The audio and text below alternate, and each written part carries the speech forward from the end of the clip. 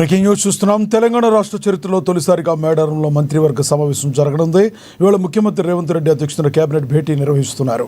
ఈ సమావేశానికి సంబంధించి మేడారంలోనే హరిత హోటల్లో అన్ని ఏర్పాట్లు పూర్తి చేశారు. సమావేశ ఏర్పాట్లను మంత్రి సీతక్క పరిశీలించారు.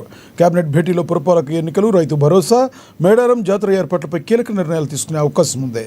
ఇక సీఎం రేవంత్ రెడ్డి మంత్రులు రాత్రి అక్కడే బస చేసి రేపు ఉదయం వన దేవతలను దర్శించుకోనున్నారు.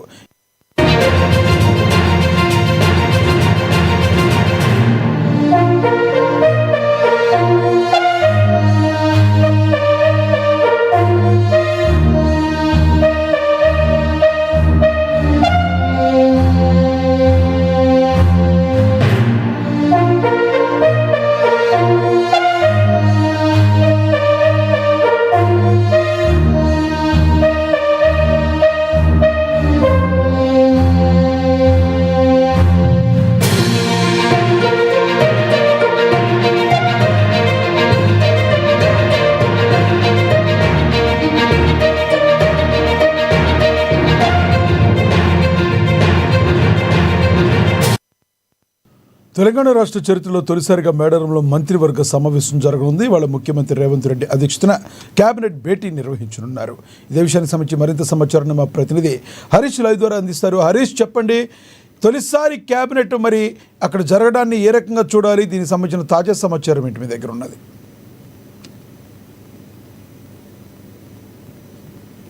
రాష్ట్ర రాజకీయ చరిత్రలో ఎన్నడూ లేని విధంగా తొలిసారిగా ఏజెన్సీ ప్రాంతం, మారుమూల ఆ ప్రాంతంలో కేబినెట్ సమావేశం జరగబోతుంది. ఈ కేబినెట్ సమావేశానికి సంబంధించి కూడా మరి కాసేపట్లో ప్రారంభం కాబోతుంది. ఇక సీఎం రేవంత్ రెడ్డి అధ్యక్షతన జరిగే ఈ కేబినెట్ సమావేశంలో మంత్రులంతా కూడా, అలాగే అధికారులంతా కూడా ఇప్పటికే ఏదైతే ఈ వేదిక కూడా చేరుకునే నేపథ్యం అయితే కనిపిస్తా ఉన్నది. మొత్తంగా తెలంగాణ ఏదైతే రాష్ట్ర రాజకీయాల్లో కీలక పరిణామాన్ని చెప్పొచ్చు. ఎందుకంటే ఈ కేబినెట్ సమావేశంలో కీలకమైన అంశాల పైన కూడా కేబినెట్ నిర్ణయాన్ని తీసుకోబోతా ఉన్నారు.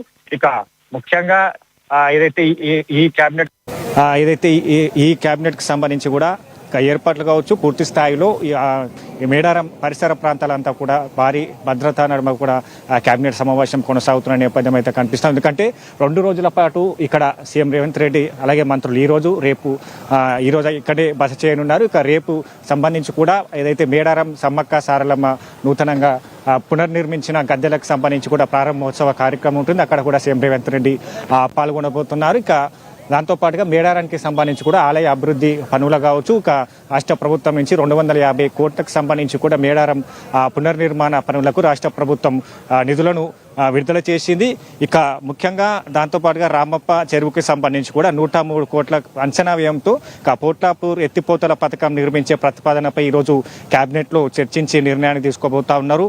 ఇక దాంతోపాటుగా ఈ మేడారం సంబంధించి కూడా శాశ్వత అభివృద్ధి పనులకు సంబంధించి కావచ్చు, జాతర ఉత్సవ నిర్వహణకి సంబంధించిన పనులు కావచ్చు, ఇక ఏదైతే ములుగు జిల్లాలకు సంబంధించి కూడా పలు అభివృద్ధి కార్యక్రమాలను కూడా ఏదైతే ఈరోజు కేబినెట్లో చర్చించి నిర్ణయాన్ని తీసుకోబోతా ఉన్నారు. ఇక మరి కాసేపట్లో మేడారంకి సంబంధించి కూడా హెలిప్యాడ్కి సీఎం రేవంత్ రెడ్డి చేరుకుంటున్నారు. ఖమ్మం నుంచి నేరుగా ఆయన ఇక్కడ మేడారంకి చేరుకుంటారు. ఇక మేడారంకి మరి కాసేపట్లో కూడా కేబినెట్ సమావేశం కూడా ప్రారంభం కాబోతున్న నేపథ్యం అయితే కనిపిస్తూ ఉన్నది. ఇక దీంట్లో 15 అంశాలపైన కూడా కీలకంగా చర్చించి నిర్ణయాన్ని తీసుకోబోతా ఉన్నారు. ముఖ్యంగా మున్సిపల్ ఎన్నికలకు సంబంధించి కావచ్చు, మున్సిపల్ ఎన్నికలు రాబోతా ఉన్నాయి. దాంట్లో దానికి సంబంధించిన సన్నిహితత కావచ్చు, అలాగే కోఆప్షన్కి సంబంధించి కూడా ఏదైతే గ్రామ స్థాయిలో కోఆప్షన్ సభ్యులుగా కూడా ట్రాన్స్జెండర్లను నియమించేందుకు కూడా రాష్ట్ర ప్రభుత్వం ఈరోజు కేబినెట్లో చర్చించనున్నారు.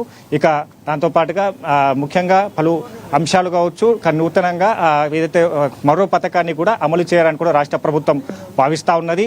ఇక దాంతోపాటుగా రైతు భరోసాకి సంబంధించి ఈ పంట సంబంధించి కూడా రైతు భరోసాకి సంబంధించిన నిధులను ప్రధానంగా ఈ పురపాలక ఎన్నికలకు సంబంధించి దిశానిర్దేశం ఏ రకంగా చేయాలో కూడా ఏమన్నా ఆలోచించే అవకాశం కూడా ఉందా అక్కడ? రైట్. ప్రధానంగా ఇప్పటికే మున్సిపల్ ఎన్నికలకు సంబంధించి కూడా పూర్తి స్థాయిలో అన్ని అయితే కసరత్తు కూడా పూర్తయిందని చెప్పొచ్చు. మొన్న జాబితా విడుదల కావచ్చు, అలాగే రిజర్వేషన్ల ఖరారు చేయడం జరిగింది.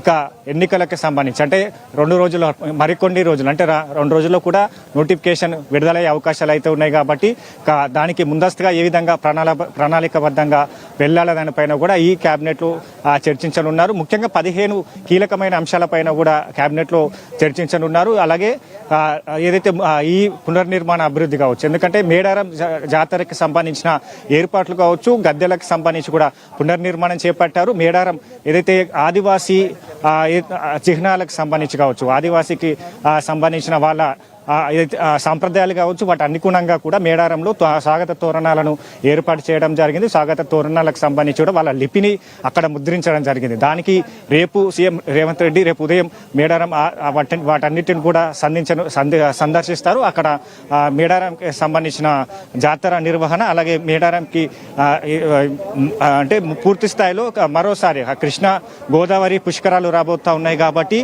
వాటికి సంబంధించిన ఏర్పాట్లు కావచ్చు, ముందస్తుగా ఏ విధంగా పుష్కరాలను ఘనంగా నిర్వహించాలి, వీటన్నిటిపైన కూడా ఈ సమావేశంలో కూడా కీలకంగా చర్చించనున్నారు. ఇక జిల్లాల పునర్విభజనకు సంబంధించి కావచ్చు, జిల్లాల పునర్విభజన చేస్తామని కూడా చెప్తున్న నేపథ్యం అయితే కనిపిస్తూ ఉన్నది. కాబట్టి ఏ జిల్లాలకు సంబంధించి కూడా కుదించబోతా ఉన్నారు, ఏ జిల్లాకి సంబంధించి కూడా విస్తరించబోతా ఉన్నారు. ఈ అంశాలకు కూడా ఇది కీలకమైన అంశం కావచ్చు. అలాగే ఎంపీటీసీ జెడ్పీటీసీ ఎన్నికలు, స్థానిక సంస్థల ఎన్నికల తర్వాత కాంగ్రెస్ పార్టీ మరో జోష్తో కంటిన్యూ వెళ్తా ఉన్నది. ఇక మున్సిపల్ ఎన్నికల నిర్వహణకు సంబంధించి కావచ్చు, ఎంపీటీసీ జెడ్పీటీసీ ఎన్నికలకు సంబంధించి కూడా నిర్వహించేందుకు సిద్ధంగా ఉన్నది. కాబట్టి వాటికి అనుగుణంగా పార్టీ పరంగా అలాగే ప్రభుత్వ పరంగా కూడా ఏ విధంగా నిర్ణయాలు తీసుకోబోతారు. పూర్తి స్థాయిలో మేడారం అభివృద్ధి, అలాగే కృష్ణా గోదావరి పుష్కరాలు, క్యాబినెట్ ఇది మున్సిపల్ ఎన్నికలకు సంబంధించి జెడ్పీటీసీ ఎంపీటీసీ ఎన్నికలతో పాటుగా ఇక్కడ ములుగు జిల్లాలో పలు అభివృద్ధి కార్యక్రమాలకు నూతనంగా తీసుకురాబోయే ప్రాజెక్టుకు సంబంధించిన అంశం, అలాగే మేడారం శాశ్వత అభివృద్ధికి సంబంధించిన పనులు, అలాగే ఇతర అంశాలపైన కూడా ట్రాన్స్జెండర్లకు సంబంధించిన అంశాలపైన కూడా ఈ క్యాబినెట్లో కీలకంగా అయితే హరీష్, ప్రధానంగా చూసుకుంటే ఈ మేడక్క సమ్మక్క సారలమ్మ జాతర మీద ఎటువంటి పరిస్థితుల్లో తెలంగాణ రాష్ట్రానికి ఒక తలామానికంగా తీసుకురావడానికి కాంగ్రెస్ సర్కారు నడుం బిగించింది అనుకోవచ్చు ఈ చర్యలను బట్టి? రైట్. ప్రధానంగా ఎందుకంటే సచివాలయం సంబంధించి కావచ్చు, అక్కడ అసెంబ్లీకి సంబంధించిన వేదికగా ఇప్పుడు క్యాబినెట్ సమావేశాలు జరుగుతాయి.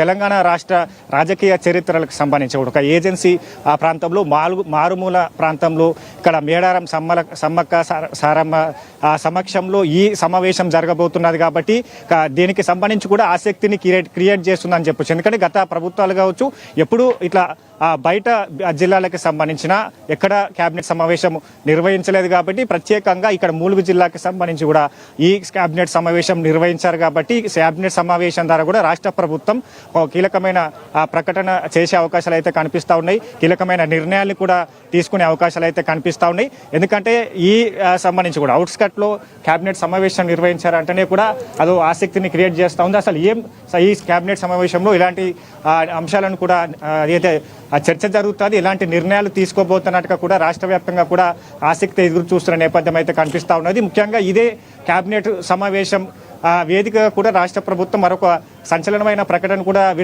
విడుదల చేసేందుకు సన్నిద్ధమైనట్టుగా తెలుస్తుంది. ఎందుకంటే ఇక్కడ ములుగు జిల్లాకి సంబంధించి ఆదివాసుల అధికంగా ఉంటారు కాబట్టి గతంలో వీళ్ళకు పోడు పట్టాల పంపిణీ కావచ్చు, ఇతర అంశాలకు సంబంధించి కూడా వాళ్ళు గతంలో ఇచ్చిన ఇందిరమ్మ స్థలాలకు సంబంధించి కావచ్చు, భూములకు సంబంధించి కావచ్చు, ఆ అంశాన్ని కూడా ఈరోజు కీలకంగా చర్చించి ఒక నిర్ణయాన్ని తీసుకోబోతున్నట్టుగా తెలుస్తూ ఉన్నది. పోడు పట్టాల పంపిణీ అంశానికి సంబంధించి కూడా ప్రకటన చేయబోతుందా, లేదా మరో నూతన పథకానికి సంబంధించి కూడా రాష్ట్ర ప్రభుత్వం శ్రీకారం చుట్టబోతుందా, అసలు ఈ సమావేశంలో ఇలాంటి నిర్ణయాలు తీసుకోబోతారని కూడా ఆసక్తి అయితే క్రియేట్ చేస్తూ ఉంది. మరి కాసేపట్లో ఇదే వేదికగా ములుగు జిల్లాలోని ఇదే వేదికగా ఈ కేబినెట్ సమావేశం కూడా ప్రారంభం కాబోతున్న పరిస్థితి అయితే ఉంది. Laxman, thank you Harish.